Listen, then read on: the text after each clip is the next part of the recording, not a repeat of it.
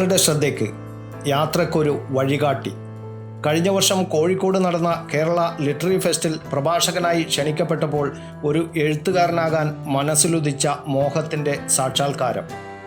ബാബു പണിക്കരുടെ യാത്രക്കാരുടെ ശ്രദ്ധയ്ക്ക് എന്ന പുസ്തകം ഡൽഹിയിൽ പ്രകാശനം ചെയ്തു.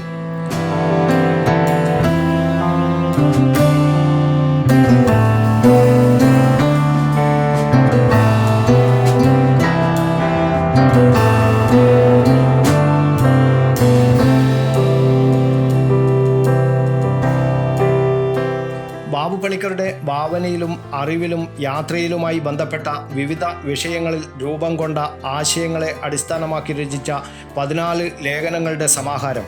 അതാണ് യാത്രക്കാരുടെ ശ്രദ്ധയ്ക്ക് എന്ന പുസ്തകം. ഈ ലേഖന സമാഹാരം യാത്രക്കാർക്ക് ഒരു വഴികാട്ടിയാണ്.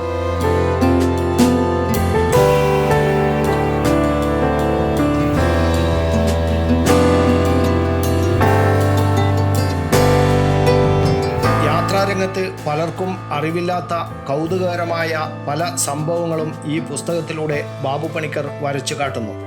യാത്രക്കാരുടെ ശ്രദ്ധയ്ക്ക് എന്ന പുസ്തകത്തിലൂടെ തൻ്റെ അവലോകനങ്ങളും നിരീക്ഷണങ്ങളും വളരെ കാലിക പ്രസക്തമാണെന്ന് ബാബു പണിക്കർ വായനക്കാരുടെ മുന്നിൽ അവതരിപ്പിക്കുന്നു.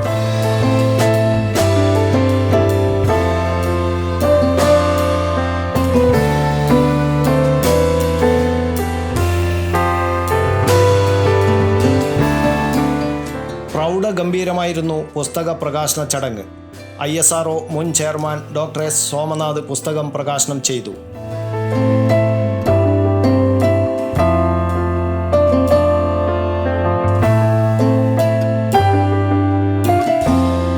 ശ്രീ ബാബു പണിക്കരുടെ യാത്രകൾക്ക് നമുക്ക് കാണാൻ കഴിയും, അദ്ദേഹത്തിൻ്റെ അതിനെക്കുറിച്ചുള്ള ആസ്വാദനം അറിയാൻ കഴിയും.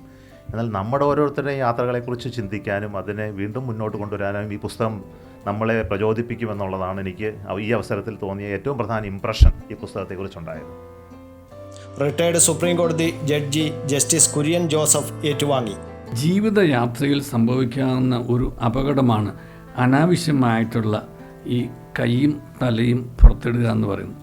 കൈയും തലയും എവിടെ ഇരിക്കണമോ അവിടെ ഇരുന്നാൽ തന്നെ ഒരുപാട് ജീവിതയാത്രകൾ സുഖകരമായി നടത്താൻ പറ്റും.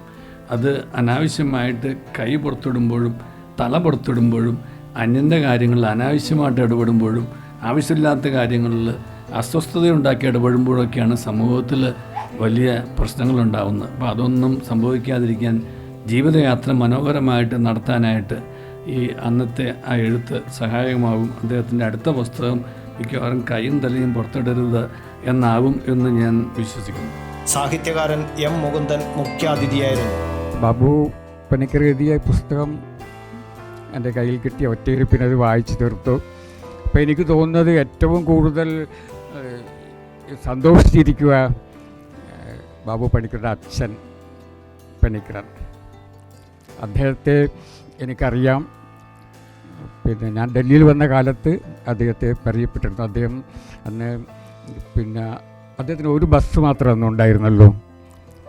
അപ്പം ആ കാലത്ത് എനിക്ക് അദ്ദേഹത്തിന് ഒരു ബസ്സുണ്ട് എന്ന് കേട്ടപ്പോൾ അത് വളരെ അസൂയ തോന്നി. കാരണം അക്കാലത്ത് ഒരു സൈക്കിൾ സ്വന്തമാക്കുക എന്നുള്ളതാണ് എല്ലാവരുടെ സ്വപ്നം. മുൻ DGP ലോക്നാഥ് ബെഹ്റ, കേന്ദ്ര സാംസ്കാരിക വകുപ്പ് ഡയറക്ടർ അനീഷ് രാജൻ തുടങ്ങിയവർ ആശംസകൾ അർപ്പിച്ചു.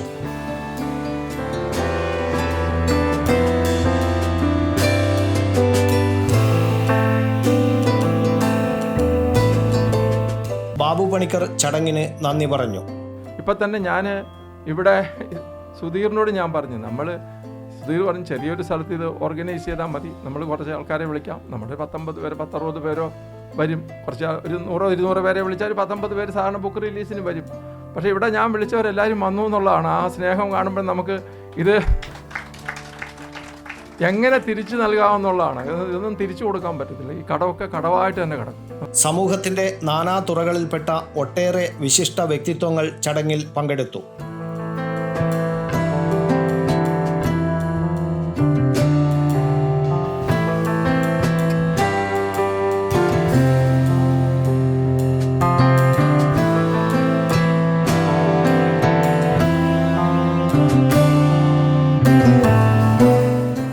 ആലപ്പുഴ സ്വദേശിയായ ബാബു പണിക്കർ ഡൽഹി കേന്ദ്രീകരിച്ച് പ്രവർത്തിക്കുന്ന ഇന്ത്യയിലെ പ്രധാന ട്രാവൽ ഏജൻസിയായ Panickers ട്രാവൽസിൻ്റെ സാരഥിയാണ്.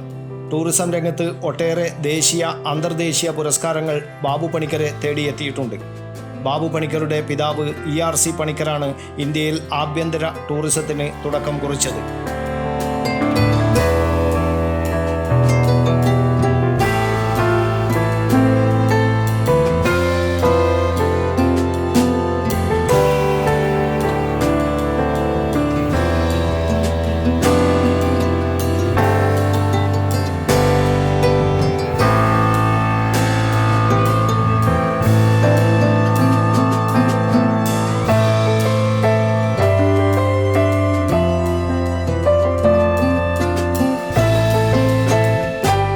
News bureau, Kannur media.